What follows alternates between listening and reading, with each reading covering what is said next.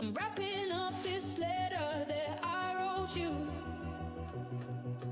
Maybe it's the only way to go through. I won't lose myself for anybody. I'm not sorry. Yeah.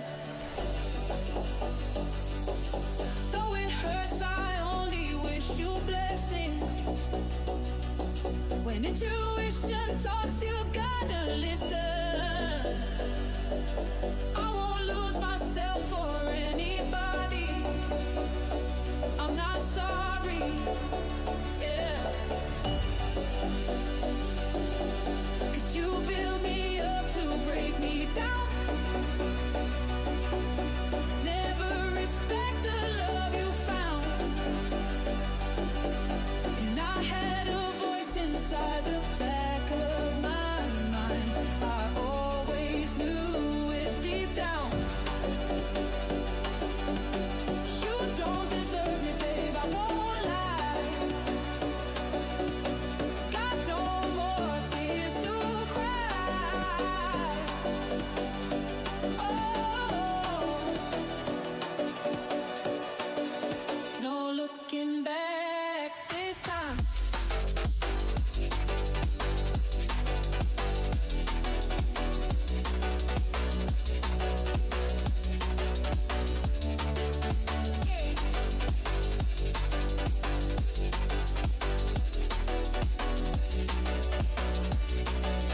No looking back this time. No looking back this time.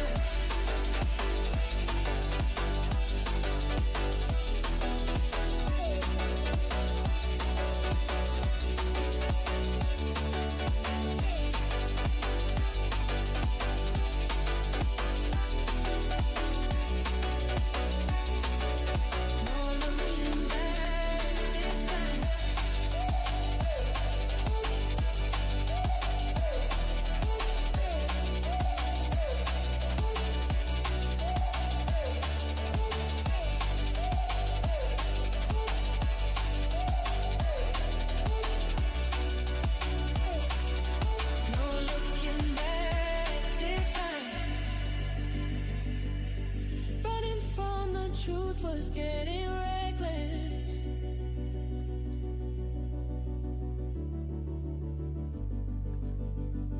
In your arms I never felt protected. Oh.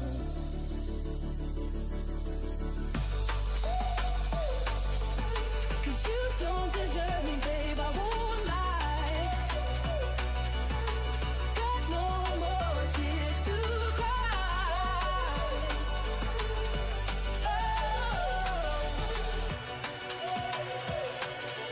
No looking back this time.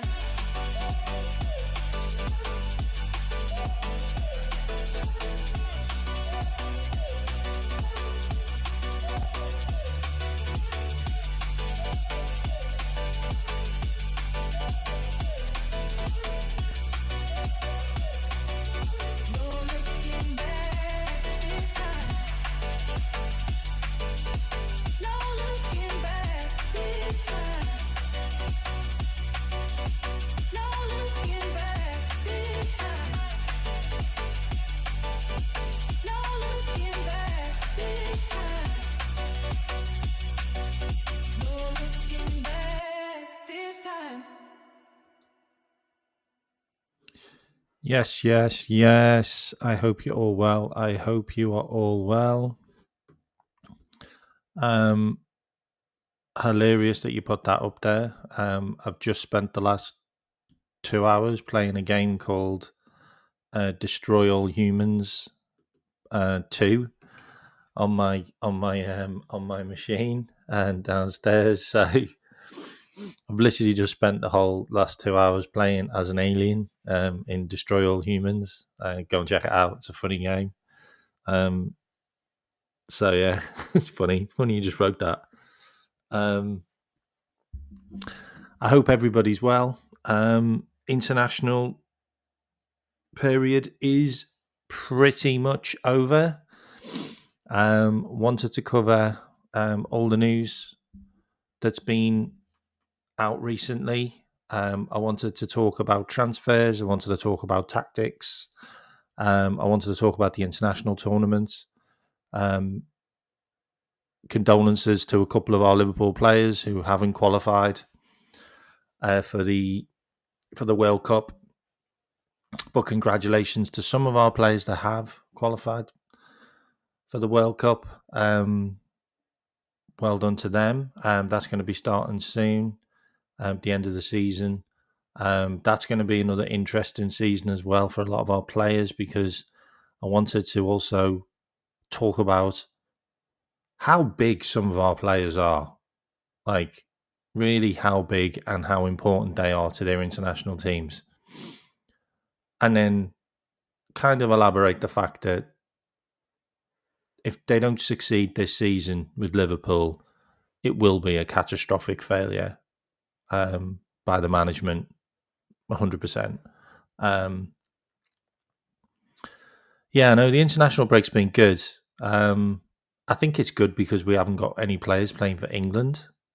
Because when they play for England, Liverpool players, I normally don't feel great about the international tournament because I don't know why. I mean, congratulations to a player that we've still got a buyback clause on, Gerald Quansah on his England debut. Also, Hugo Ekitike, who scored his first goal for France. We also have to talk about the amount of players we have on the left-hand side, which is really weird because we had a huge problem with signing too many left-sided players under Klopp, and we've gone and done it again under Slot. Like, we have so many players that play on the left-hand side that it's just weird. It's really weird. And I also wanted to cover that in more detail. But while we're all just filling in, there's like 30 of you in here just now. If you can hit the likes, that'd be great. Any new subscribers would be amazing as well. I'm on the road to 2,000. It's taken me forever to get to 2,000. Like, I don't know why. It's taken me forever.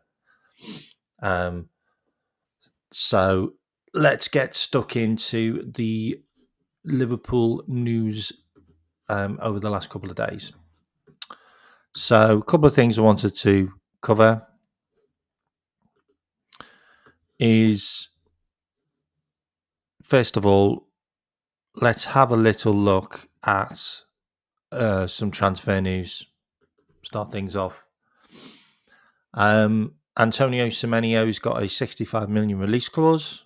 David Ornstein's confirmed that, and there's already communication between Richard Hughes and Bournemouth, so that will be a deal which will probably happen. I think that's probably going to happen in the summer, if I'm honest. But that is one that's gonna continue to fill the headlines. I'd like to see him have a full season to see whether he can actually keep it up, because I think he's got 8 goals already in like 11 games, or in fact 11 games. I think he's got 8 goals. I'd like to see if he can continue that form all the way through the season, because personally I don't think we need him right now. Bit more news is from Bruno Alemany, basically saying Liverpool have already wrapped up Mark Guehi, despite there being interest from Barcelona and Real Madrid and also Bayern Munich. It looks like the Mark Guehi deal's already done. So that's going to be one which will happen. I think that will happen in January, if I'm completely honest. Makes a lot of sense.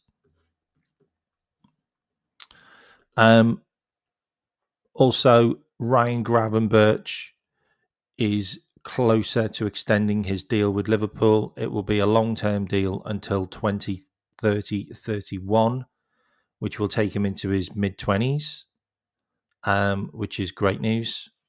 So that deal will be done soon. Another deal which will also be done is this one. This is a contract renewal as well. I just wanted to stick this one out there because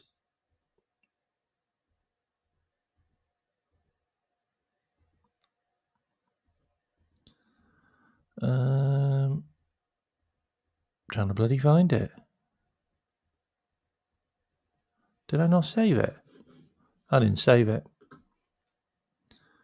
I didn't save it. Okay, but what I will say is they're back. So Allison and Isaac will be back. I'll be glad Allison's back because I think the football from the back will be slightly different when Allison's in the team, because the majority of Mamadashvili's football is long ball, like straight out the back, like long ball. Allison's a little bit more measured. I think that will help with the Liverpool players, especially the likes of Virgil van Dijk. So I think that will be a good thing. And obviously Isaac's back, which is always a good thing, especially when your most expensive signing is back. I don't believe he played tonight. I'm just going to double check. I don't believe he played tonight.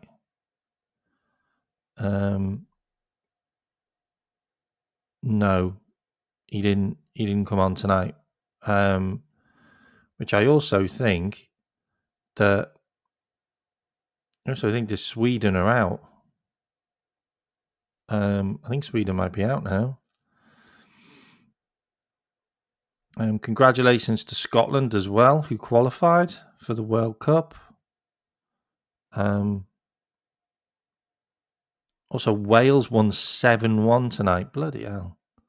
With Harry Wilson, ex-Liverpool player, scoring a hat-trick. I believe that's his first hat-trick for Wales.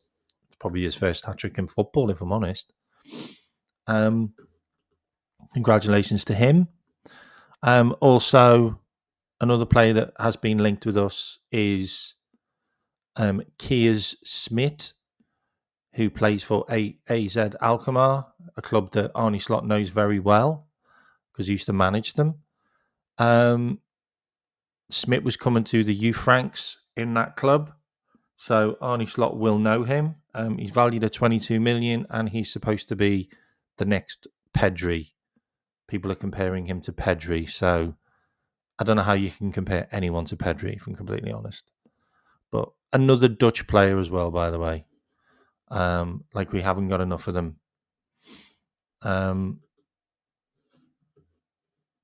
Also wanted to bring up some stuff around Wirtz. His dad was interviewed and basically said everything's fine. He's doing well at Liverpool. He's settled in. We're 100% satisfied with all things. Well, that's great news that him and his family are satisfied, because that means he might not be looking over his shoulder at Real Madrid. But the stark contrast in the difference of him playing for Germany and Liverpool is just it's like night and day. Like pretty much every game for Germany, Wirtz seems to be getting man of the match. Like or a 7 or an 8 out of 10. And for Liverpool, he's just been totally stinky. But that's not really his fault. It's just not his fault. Like, I'm sorry. And I'll show you why. It's really got nothing to do with Wirtz right now. It's to do with the bold fraud who's our manager, and it's down to this really. Like, Wirtz plays on the left-hand side for Germany. Like, he plays on the left-hand side for Germany. And if you look at Germany's midfielders, they are all number 8s or defensive 8s, all of them, which means that Wirtz has space in midfield. Wirtz has space in midfield. It's as simple as that. It's as simple as that. It really is. And look, we don't play 4-3-3, so I don't know whether that's ever going to happen. We play 4-2-3-1, which means there's loads of midfielders that are in his way.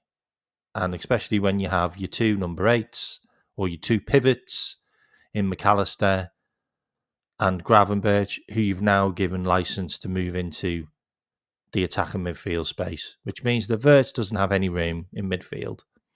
So you can play him on the left-hand side all you want in the 4-3-2-1, but he's not going to have any room until we start using our 2 pivots as natural pivots, and they stay back, like a Kimmich and a Stiller Wood for Germany. It's as simple as that. It's really that simple. And I also find it really interesting that we've managed to sign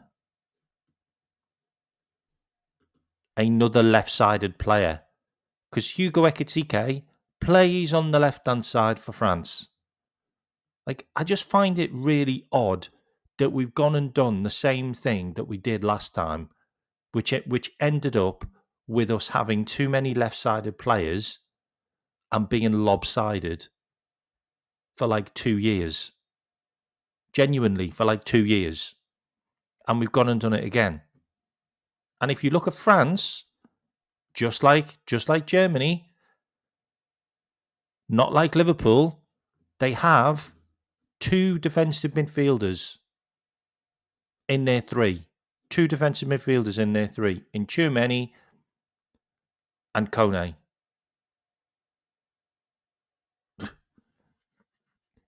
It's really not that difficult.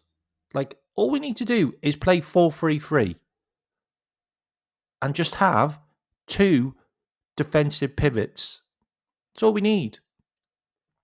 2 defensive pivots. And I don't care. I don't care whether it's Gravenberch or Szoboszlai. I don't care if it's Gravenberch or Curtis Jones. I don't care if it's Gravenberch or McAllister. You can then play your Wirtz as the number 10 if you want, or just as the advanced 8, because he's got space in midfield. That's not a big deal. That really isn't an issue.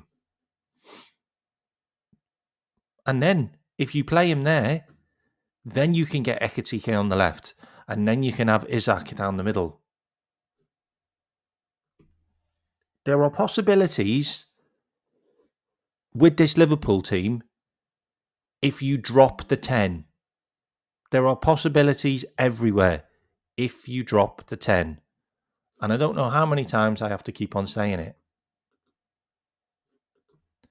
And also, no shit, Sherlock, we have another left-sided player that plays for their international team in Cody Hapko, who got man of the match in the last game with a goal and an assist. And he also plays on the left-hand side. But it's interesting who plays on the right-hand side, because we don't play him there. And that's Jerome Frimpong. That's Jerome Frimpong. Interesting that our right-sided player in attack is just Mo Salah.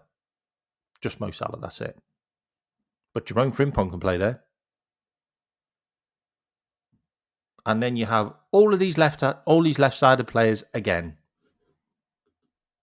Why did you sign them? I don't understand why you signed Wirtz. I don't understand why you signed Ekitike now. I don't understand these 2 signings now, because they're left-sided players who the international manager clearly knows how to play them. Clearly knows how to play those players, because They absolutely ball it for their teams, their international teams. Absolutely ball it. And we have our bald fraud who just doesn't know how to even integrate them into the team properly.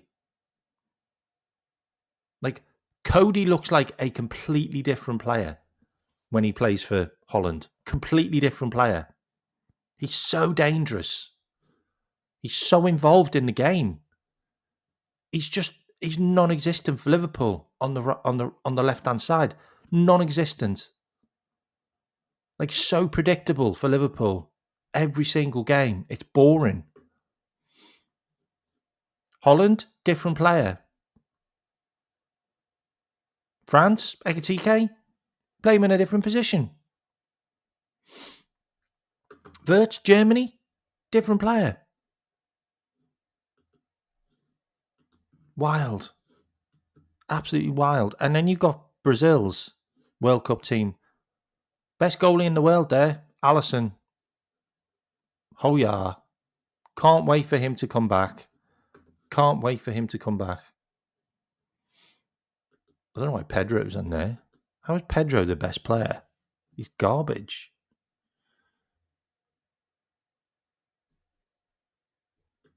We've got England. Mark Guehi. Soon to be a Liverpool player. Left-hand side again. All left-sided. Everybody's left-sided. Everybody's left-sided who Liverpool signed. Really weird. Really weird that we signed so many players that are left-sided. So Guehi, left-footed, can play on the left. Yeah? Ekatike, left-sided. Wirtz, left-sided. Cody Hapko, left-sided. Kirkes, left-sided. Frimpong, right-sided, but can also play on the left. He can play on the left. Alexander Isak can also play on the left. It's crazy that we went so left-focused.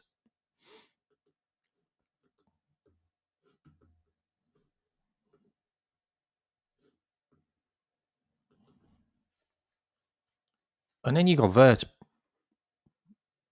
pulling out man of the match. 9.2, 2 assists. And look who's in the crowd. Look who's in the crowd. Jurgen said, once in a century talent. Wirtz is. Once in a century talent. Wirtz is. And our bold fraud is done nothing with him. Has done nothing with him. Absolutely nothing. And like I said, Cody won the most duels in the match. Cody doesn't press for Liverpool. Cody doesn't press. Cody doesn't get involved in that many tackles for Liverpool. Like, left wing. Left wing again. Crazy. Absolutely crazy. Find it so odd. I just find it so odd. And everybody's talking about it. Like, the hope has to be this version of Wirtz, the one playing with a freedom, a swagger, and a confidence, is once returning to Anfield. Well, no, it's not. It's not going to return to Anfield when the bald fraud plays such turbid football and slow, boring, methodical arseball that gives you this. That just gives you this in every game. And I've already showed you the video, which everybody else seems to be showing as well now, of all of the times that Wirtz has been available for a shot on goal. And he doesn't get the ball passed to him. I've already showed you that. And look, is it so difficult to try that? 4-3-3? Is it really that difficult to try that? Try that. Is it? Is it so difficult to put that 4-3-3 on the pitch and make it more narrow and compact in midfield? If you give Wirtz all of that space right across that line, yeah, right across that line, and McAllister and Soberslide don't stand in it, yeah, he would rule. Absolutely rule. He would destroy defences. He would destroy defences. And then you've got Hugo Ekitike, who can pull out left. He can pull out to the left. He's not in the way of Wirtz then. But give Wirtz the whole line there. The whole line. No players in there. Nobody around him. Just let him roam in that space between the defence and the midfield. And watch him cook. Watch him cook.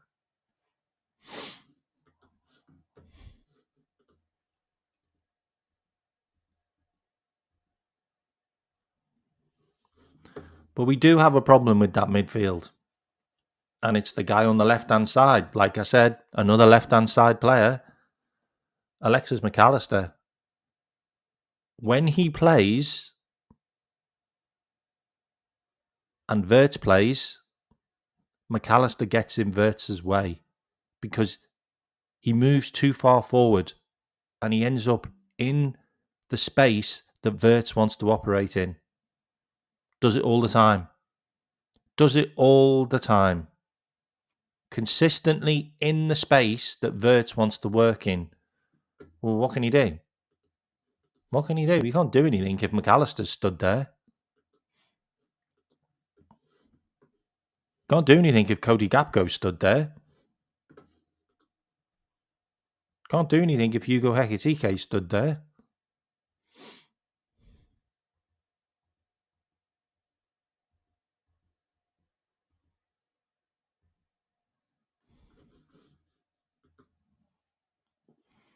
And this guy needs to work it out. This guy needs to fix it quickly because he hasn't got time on his side. He has not got time on his side. He's only got a few games to get it right. And he needs to get it right. He needs to get it right. So let's have a look at some of the latest news that we're seeing on the internet. Okay. So let's have a look at some of the latest news that we're seeing on the internet. So let me just share my screen.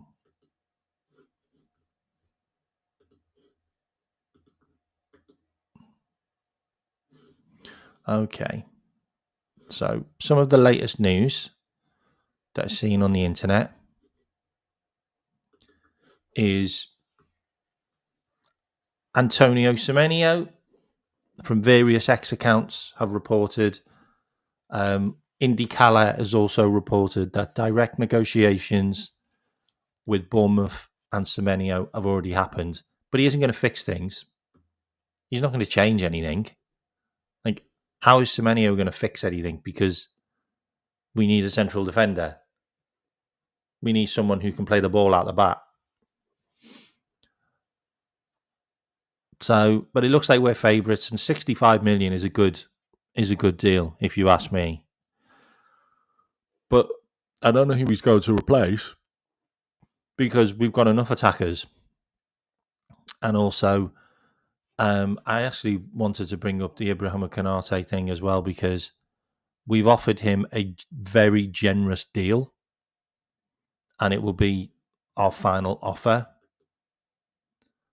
So I think we will find out pretty soon what's happening with Konate. Also, Konstantinos Karakalis. Liverpool have sent scouts to watch him. He's had a good season as well so far. Also, Andy Robinson is probably not going to get offered a new contract, and he'll probably go to Celtic.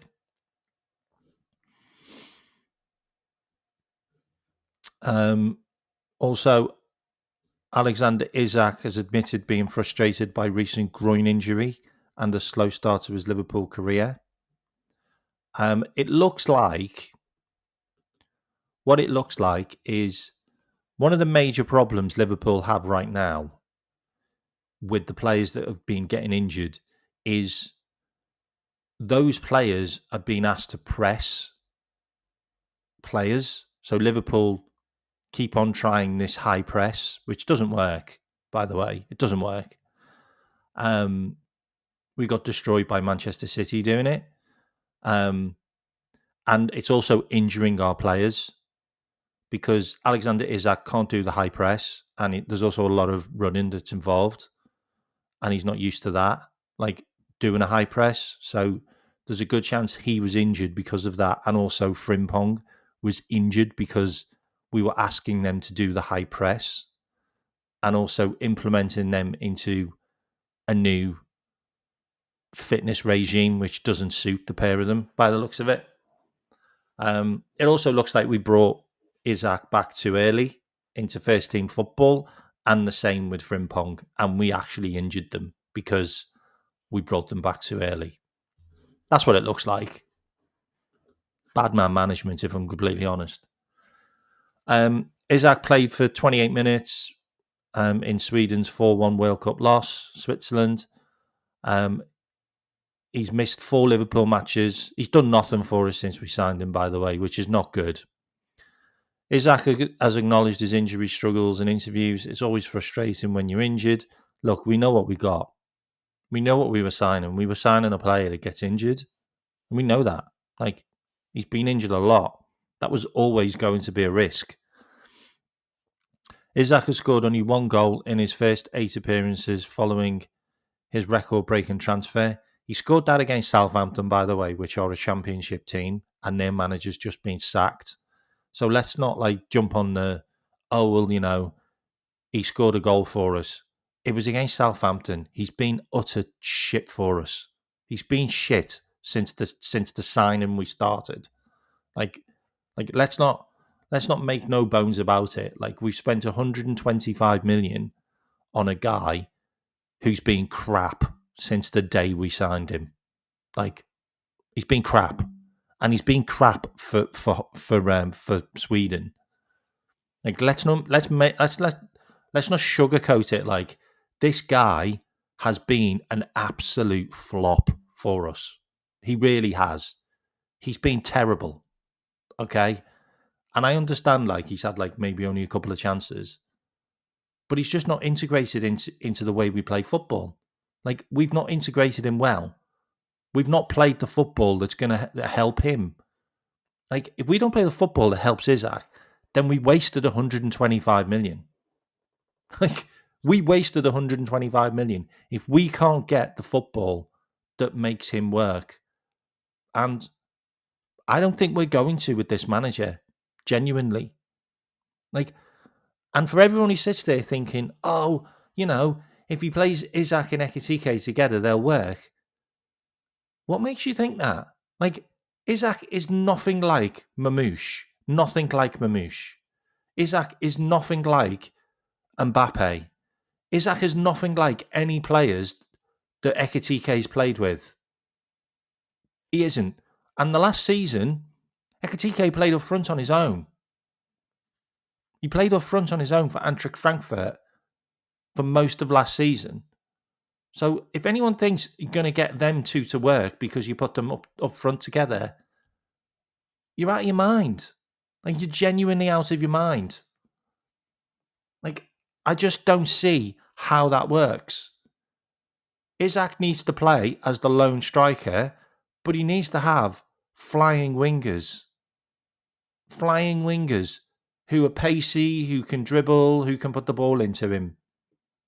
And also, he needs to have a fucking good midfield that actually does defending and actually wins the midfield battle. And right now, we haven't got a midfield that can win shit. Like, we have not got a midfield that play well, apart from one player, Dominic Szoboszlai. And I feel really sorry for Dom and Kirkes that they didn't qualify for the World Cup. But they got beat by Troy Parrott. Like, they got beat by Ireland, who just he had a worldie of a game. And also, so did Caoimhin Gallagher, who also had a worldie of a game. But I just don't see how Ekitike and Isaac work together. I don't see it. I don't see those two working together. Like chalk and cheese. I'm not going to talk about Isaac. I'm not going to talk about that at all. So, poor form after winning the Liverpool Premier League title defence has started poorly. As of November, the team has lost 7 of their last 10 matches across all competitions. Poor run includes a 3-0 defeat to Manchester City. Potential tactical changes.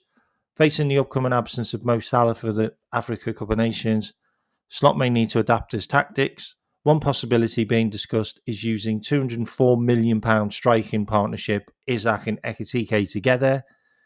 Injury and transfer concerns. Critics are questioning the summer departures of players like Caoimhin Gallagher and also the £125 million Alexander Isak signing. Touchline ban. Slots received a 2-game touchline ban in February. Okay, it doesn't matter. Backlash and pressure. Nah.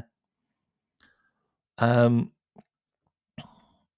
of the latest news. Virgil van Dijk is now the leading captain for the Netherlands after his 72nd cap, and they won 4-0 over Lithuania, and they're now in the World Cup. Mohamed Salah, Egypt has confirmed that Salah will be rested for the friendly against Cape Verde, which gives him a break ahead of the upcoming African Cup of Nations, which is good. Konate has also had his final offer. I've also got news on Konate as well, but I don't know how reliable it is, but it is from Spain. Osama Diomande, the club is reportedly looking at the Sporting defender as a potential replacement should contract negotiations with Konate fail. So it does look like Liverpool could be signing 2 defenders. I'll put that out there. It does look like Liverpool could be going after 2 defenders, and it could be a case of Mark Guehi in the summer and maybe Diomande in January, or the other way around.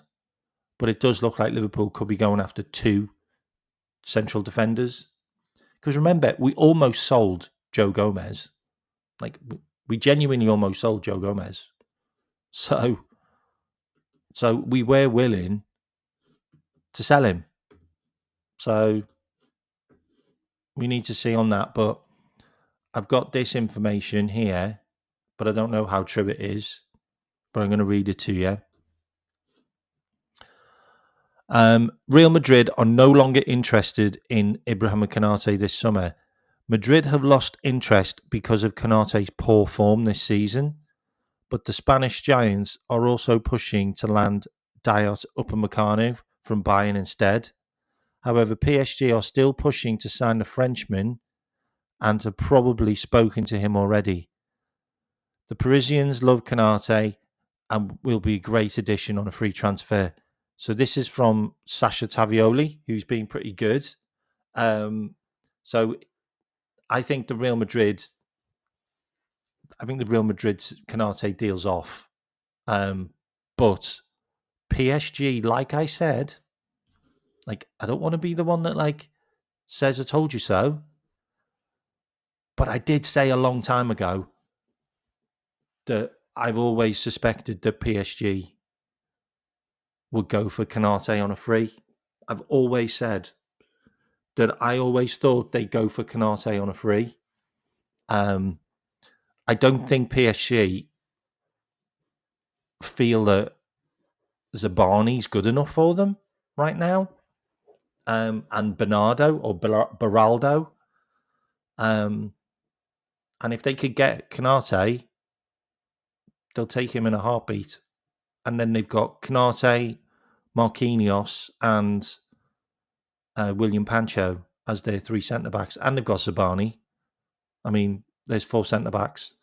Beraldo, they can send on loan. He's still only like 21, I think. So there's a chance Canate could go to PSG 100%. Like, and he'd go. He'd go in a heartbeat. That's his dream club. So I haven't got a huge amount else for you, because there hasn't been a huge amount to report really. But I did want to cover a couple of things here, though. Where are we? So this was stuff. So there's a couple of things that have popped up which kind of piqued my interest. So, Ekitike has revealed Slot's demanding style. Like, I wish our players would shut up, by the way, because they keep on talking about all the things that are happening behind the scenes. Hugo Ekitike has revealed the inner workings of his relationship with Liverpool boss Arne Slot. Why? Why are you talking about your relationship with the manager? Like, who cares? Admitting the Dutchman's high standards have left him pissed off at times. The 23-year-old made the comments in a sit-down interview ahead of the Reds' marquee clash with Manchester City that he stunk the place up with, by the way. He stunk the place up with his performance. He was terrible in that game.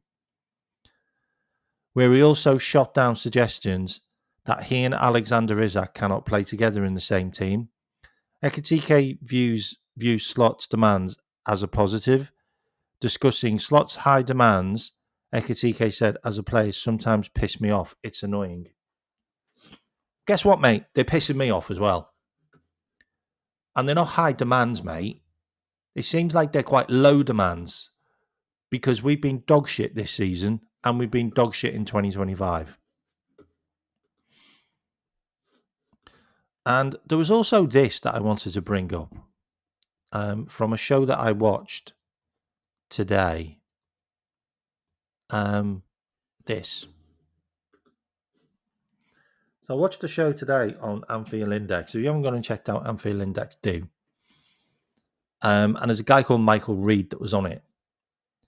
And we have conceded more goals than any other team apart from Wolverhampton Wanderers in all 5 leagues in the last 22 games. Do you understand how bad that is? Do you understand how bad that is? In the last 22 games, we've conceded 36 goals. By the way, Eintracht Frankfurt conceded 5 to us. They conceded 5 to us. Eintracht Frankfurt. And I thought they were the worst. So they conceded 5 to us because they've been crap. But we've conceded 36 goals in 22 games. I would genuinely like to know how you're still in a job. How are you still in a job? Like, that is sackable material. That is just sackable material. And the thing about it is, we haven't had our arses handed to us. Like, they haven't been huge defeats. But what they've been is they have been consistently conceding goals on a regular basis to a high number. That's just wild. I genuinely can't get my head around that. And also, big up Michael Reid as well, by the way. He also did a tactical breakdown over the last couple of years because everybody says that Liverpool are conceding loads and loads of long balls. No, we're not. We concede the most long balls than any other team in the Premier League every season, and we have done for the last 4 years. That's just a fact. That's just a fact. But the problem is, and this is what he broke down, which we've all talked about, by the way, is we conceded long balls under Jurgen because our high press was so good that the only thing they could do was kick it long. It's the only thing they could do. And they were under pressure to do it. But the problem we have this season is we don't have a great press, which means they kick it long, but they kick it long with a direction because they have options where to kick it. And also a massive problem is Virgil van Dijk and Konate are still winning the majority of their headers.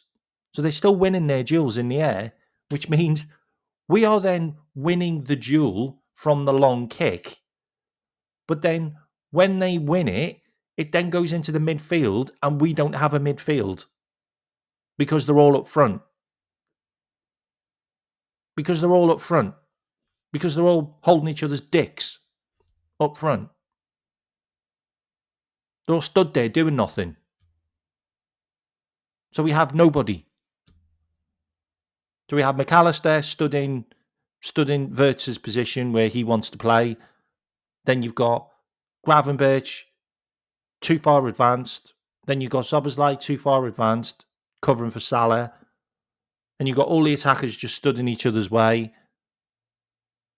And you potentially got Kirkes or Robbo up front as well. And you got Bradley up front. And then literally our two defenders win their duels. And then guess what? The opposition are right on our asses now because they've won the ball back because we didn't have a midfield. And the crazy thing is, and this is really crazy, by the way, every fifth long ball in the last 10 games, Liverpool have conceded 1 goal from it. That's the number that Michael worked out. Every fifth long ball that the opposition played, Liverpool conceded a goal from it. And he also covered something which completely blew my mind. Yeah. Liverpool haven't scored a goal in the first 10 minutes in 2 years. We haven't scored a goal in the first 10 minutes in 2 years. Liverpool do not score goals quickly. We've stopped doing it for years. We genuinely stopped scoring goals quickly for years. We just don't do it. And we start games so slow, it is ridiculous now. The goal that Gravenberch scored against Everton is the first goal that Liverpool have scored in the first 15 minutes of a game this season. And we did score a goal early against Atletico Madrid, but that's in the Champions League. We play completely different football in the Champions League. And you're right, Christian. And we also concede way too early in every game now. Liverpool have a fuck ton of work to do. A fuck ton of work to do.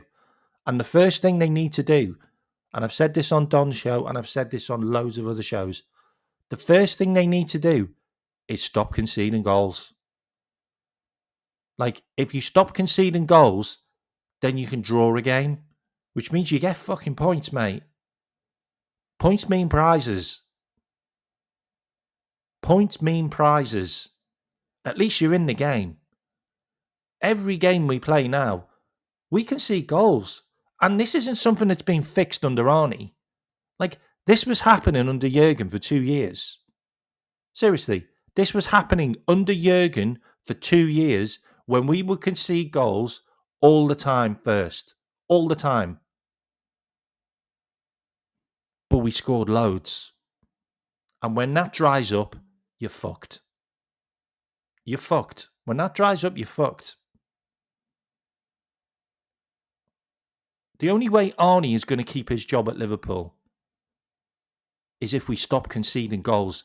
And the only way we stop conceding goals is if we stop playing the Arnie way, which is slow, which is methodical, which is too far attacking and advanced. Too many players in the opposition's half. You have a good defence. You have a good defence. They win a lot of tackles. They win a lot of headers. Fucking use them, mate. Don't waste them. I don't care about the football we play now. I don't care about what I'm seeing on the pitch. I don't. But if we're keeping this guy, we need to stop conceding goals. We need to stop conceding goals in the first fucking half. And we need to start games fast. We need to start games fast. Like, why can't we start games fast? We don't do it anymore. We stopped playing squashbuckling football from the start. It's crazy. You heard Gary Neville on Sky Sports saying, "Oh, are the opposition going to be able to stop Liverpool?" Of course they are, because Liverpool fucking play shit now and we play slow. The opposition have got no threat whatsoever against them in the first half. We don't play fast football. We don't play pacey football anymore. And we've conceded 36 goals in 22 games. That is insane. We've conceded more set pieces than anyone else in the Premier League. We've conceded from long balls more than anyone else in the Premier League. Like, we are doing stuff that's now making us look like a Wolves, who are bottom. It's wild. It's just wild. I genuinely have nothing good to say about our team right now. There's nothing good to say about our team right now. Like, it's just so bad. It's just so fucking bad.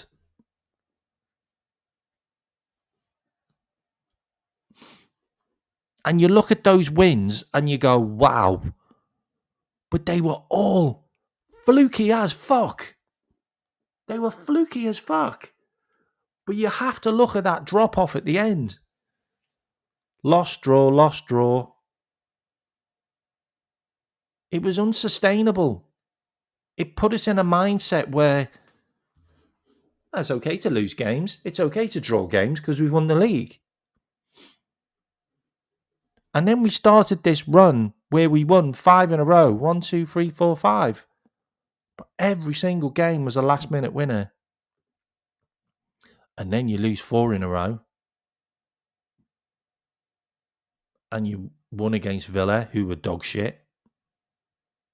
They were dog shit. They gave us a goal and a deflected one. But we could have been 2-0 down in the first 15 minutes. And then you lost to Man City.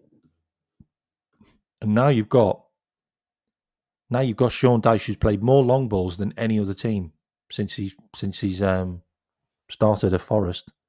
And he's also got them winning. And then you got West Ham, Nuno Espirito Santos, who always gives us a good game. And he's also won their last couple of games. And we're playing them at their ground. And then you've got Sunderland, who got a draw against Arsenal. And then you have Leeds, who might have a new manager. And then you have Brighton. And we always stink up against Brighton. It's not looking good. We should be winning all of those games. But we don't look like we can.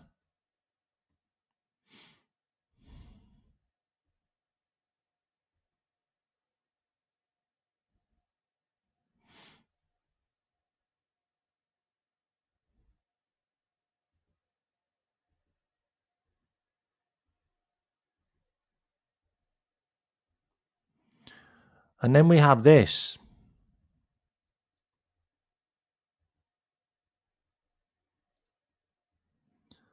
Where is it? And then we have this. This is just the reality of it. This is just the reality of it. This is where we are. This is where we are. We're hanging around Bournemouths and Palace and Brighton and Brentford's and Tottenham and Aston Villa and Man United. We're hanging around there. We're hanging around there. But look where Wolves are. Wolves are bottom with 2 points. And we've only conceded 4 less goals than them. It can't carry on. It cannot carry on. It's not sustainable. This cannot carry on. It just can't. And if you look at the games that we won in the last minute, Burnley, that could have been 2 points dropped. Okay, that takes us to Brentford and Brighton. So we're then in that zone with Brentford and Brighton. Okay, Newcastle, we could have dropped 2 points there if it wasn't for Rio. That's another 2 points. That takes us down to 14 points. That puts us below Everton. Okay, you're now below Everton. Any other games? Any other games that we could have dropped points? We could have got a draw against Arsenal. Okay. That then takes us down to Newcastle. We're now level with Newcastle. Arsenal would then also go a point up. So they would go a point up. So that means they'd be on 27 points. Any other games? Maybe we got beat by Villa. Look, at the end of the day, that's just enough. That's just enough for me. Like, it's not good enough. It's just not good enough. And we're now coming to the Christmas period where if he doesn't get a run of results, in the next 4 games, then we'll be out of the Champions League position. We'll be out of the Champions League position. And Arsenal will be done. They'll be clear. And Manchester City will be the only team that can challenge. Because the league's done. You're 8 points off and it's November. It's crazy. And then we're coming into a transfer window in January and all we're talking about is attackers. Like attackers are going to do anything for you right now? Like, what you need to do, mate, is you need to go and buy a centre-back and probably play 3 at the back right now. At least if you're playing 3 at the back, you've got another frigging defender. You've got another defender.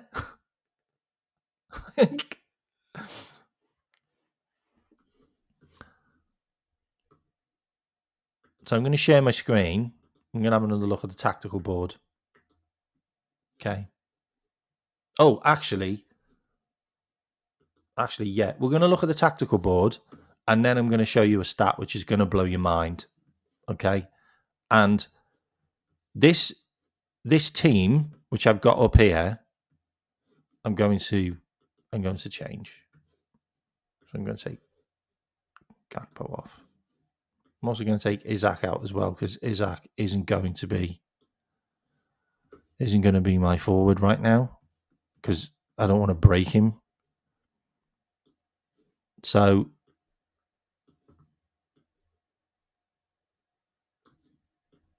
that's the midfield.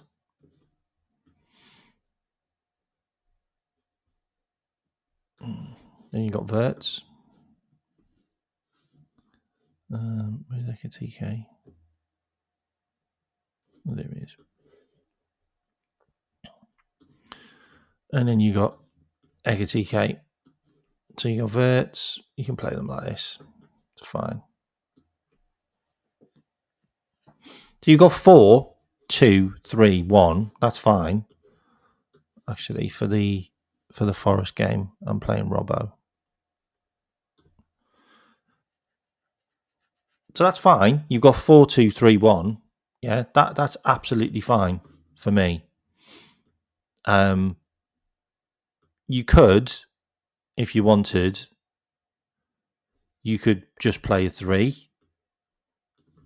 You could just play a 3 like this. But I feel like Dom is needed probably for this cover here because I don't think Arnie's going to make Salah do any defending. I just don't see that being something that's going to happen. And then your substitutions, you could take Verts off and put Cody on, or you could take Ekatike off and you can put Isaac on. So you've got options as subs there. You've got options as subs there. And then you've also got Mac as an option for Dom or Jones. But we need to talk about Curtis Jones coming back into this team because I think he's missed. I think he's missed so much, and I'll show you why. Also, Mamadashvili won't be playing; it'll be Allison, and I'll show you why. So this look at the end of the day, you can say what you want about Curtis Jones, but what I'll show you is just the numbers, just the raw data on Curtis. And this is Curtis. This is Curtis. Can you see him on his own on an island? Curtis Jones completes more forward passes per 90 minutes than any other Premier League midfielder, while simultaneously achieving the highest forward pass completion. Curtis Jones is going to fix Liverpool if he is played. That's just a fact. Like, the left-sided midfielder needs to now sit on the bench because he has been dog shit the whole season. The whole season. He's had bits here and there, but he needs to sit out now and Curtis Jones needs to come in. And Curtis Jones needs to come in because Curtis Jones needs to go to the World Cup for England. He will make a fucking difference, but he's never going to get there if the manager keeps on playing the Argentine player which walks around with a Zimmer frame, who does less running than anyone else, who can't get near players anymore. We're starting to see something which we can't have in our midfield. And we need to have Curtis there. We need to have Curtis there because, fuck me, if Curtis completes more forward passes than any other player in the Premier League in midfield, then isn't that the guy you want to get the ball forward to your attackers? Isn't that the guy you want there? Because McAllister's nowhere near him. McAllister's nowhere near him. And also, what have we got a massive problem with at Liverpool? Fucking losing the ball. Well, you certainly want to have a guy there who doesn't lose the ball in Curtis. Like, I'm telling you, if Curtis played for Barcelona, he'd be next to Pedri. We have our own Pedri in England playing for Liverpool, but we just don't use him.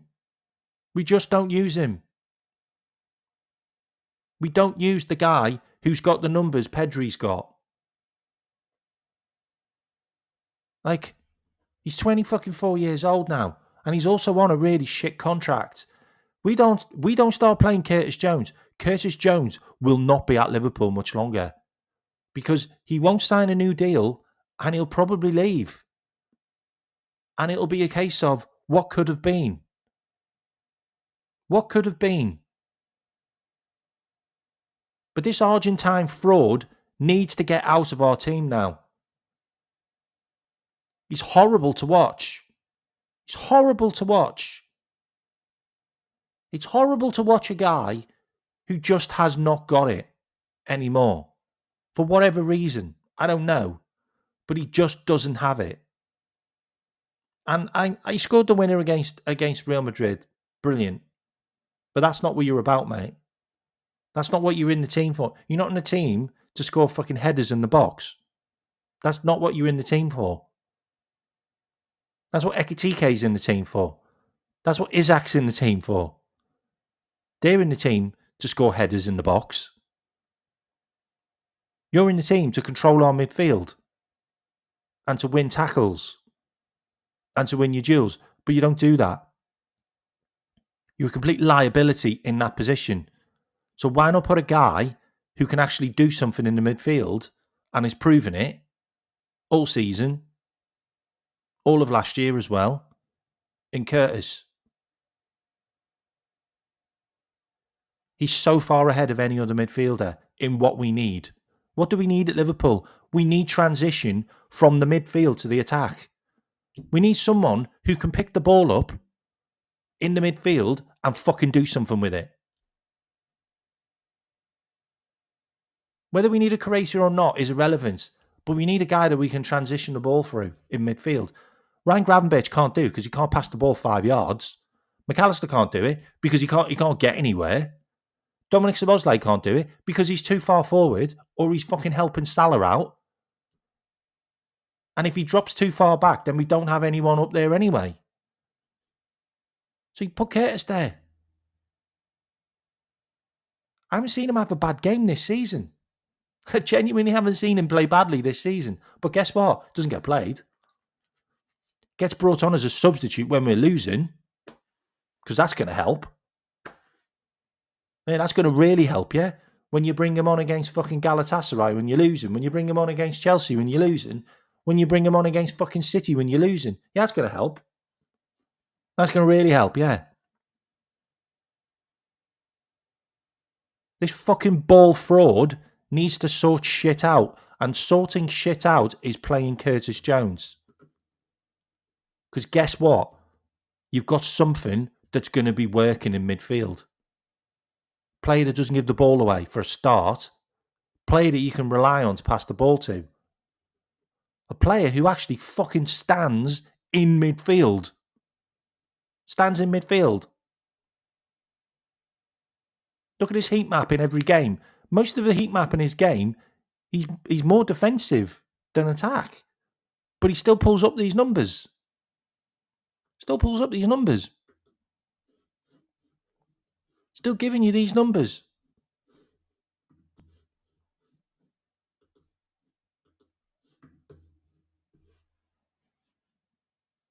Nottingham Forest is going to be a fucking humdinger of a game. It's not going to be pretty. It's not going to be easy. If he loses it, my God. If he loses it, then there's no Arnie Slot being sung at Anfield. I don't think there will be. I think there'll be boos. I also want to show you something on Chiesa because I think Chiesa's gone in January. I wanted to show you this. So there's strong rumours that he's going to leave in January because he wants to play for the international team, and there's been conversations with Napoli and his agent. Italian coach Gennaro Gattuso has also reportedly encouraged him to return to Serie A in search for more consistent playing time.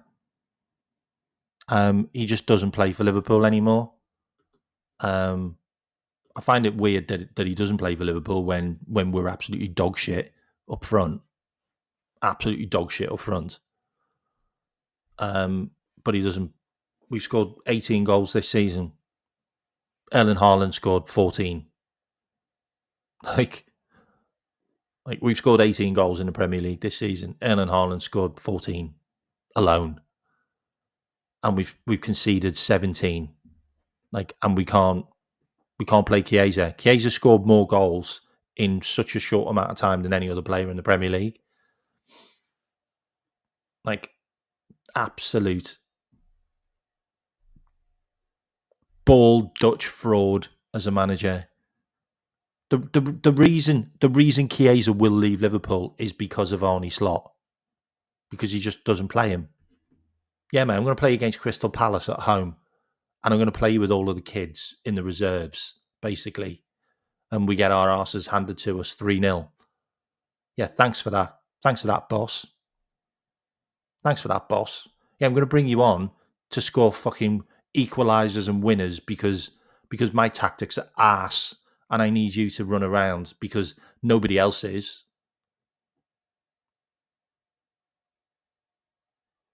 We get beat by Nottingham Forest, there will be fucking boos.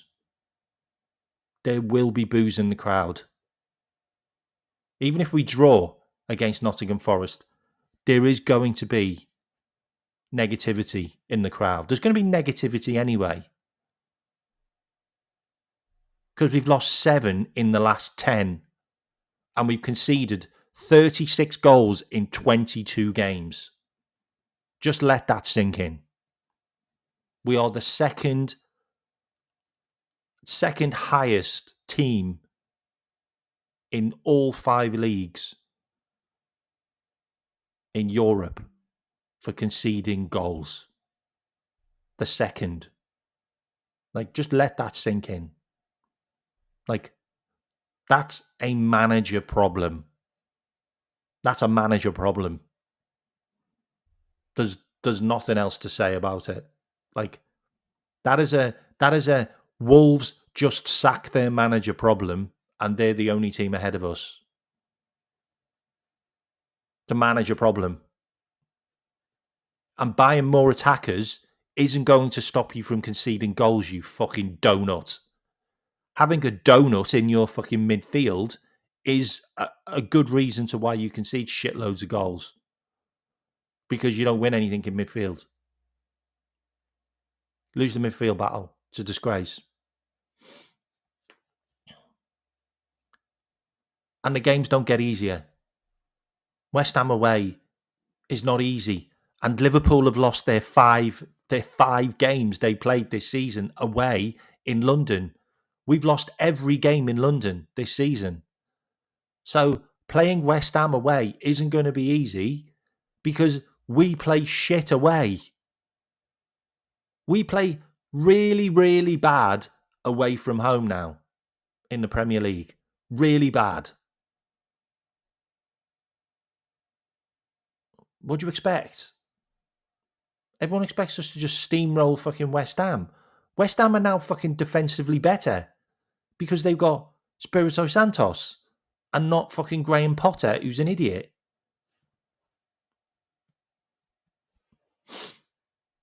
I'm starting to think that fucking Arnie Slot is like Graham Potter. I'm starting to think we have our own Graham Potter. Like,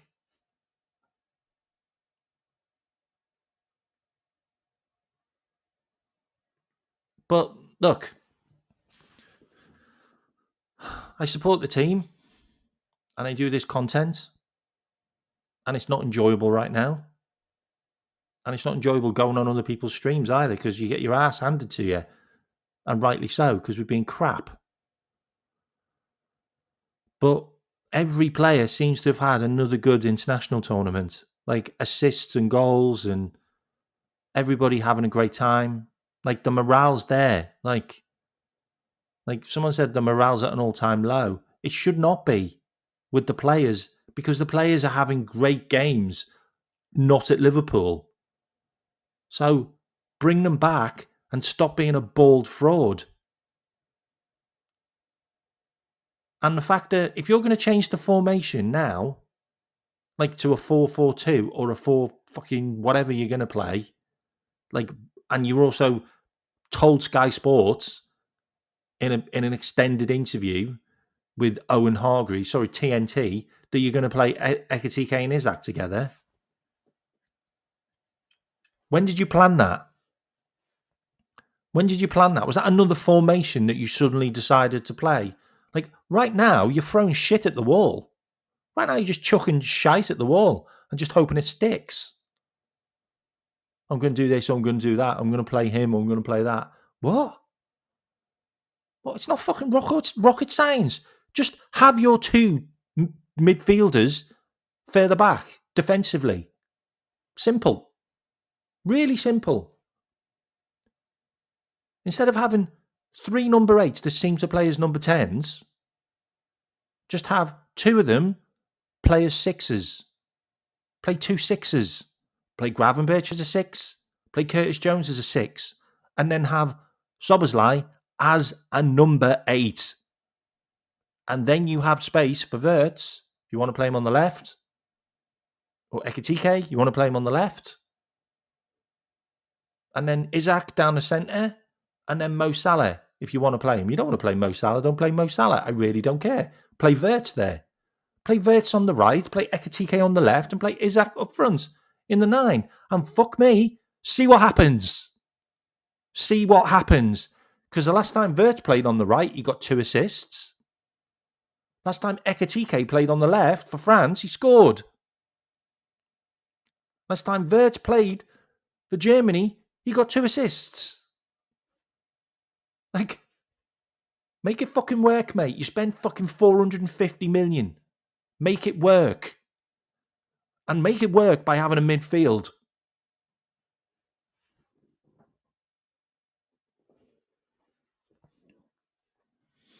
Anyway, I'm going off on a rant and I don't want to go off on a rant. Okay. So you all have a wonderful evening. This was a late one. And if you haven't liked and subscribed, please do. I'd really appreciate it. And I'll catch up with you again soon. When there's more news, I'll do another show. I'm probably not going to do one tomorrow because there probably isn't going to be much news. But I might do one on Thursday. All right. You all have a good one. And I will probably do another conspiracy show when the files come out. But I'm definitely doing one on Sunday, but I might do one earlier because there's a load of stuff that's come out recently, which I'd like to talk about as well, but we can maybe do that. I don't know. We'll see how it goes. All right. But you all have a good one. Let me see if there's anyone live, but I don't think there is. But let me just have a look. Bear with me. See if there's anyone live.